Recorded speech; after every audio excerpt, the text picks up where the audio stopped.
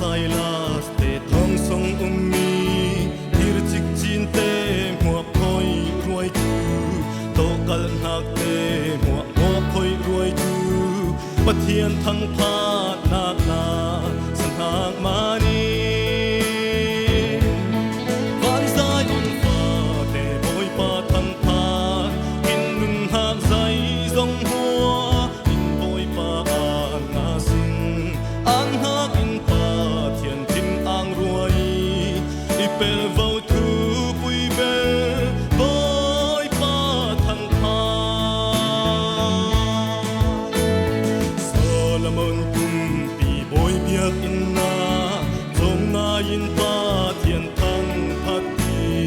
pathian song loi hak mai rovin tuam em ngak in khak saki hallelujah David ting tang tum min la sa i rau la thiang lim thonin dim mi pathian in hu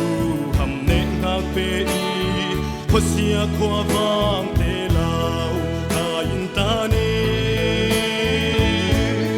ban sa yun fa te boy pa thang phat in nun hak sai zong hua in boy pa na sing an hak in pa thian tin ang ruai i per vo thu pui ber boy pa thang phat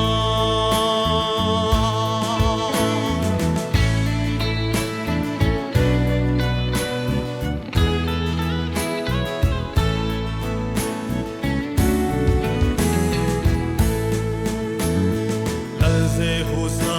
vet le pui thiam te a thiang him mi pon var silin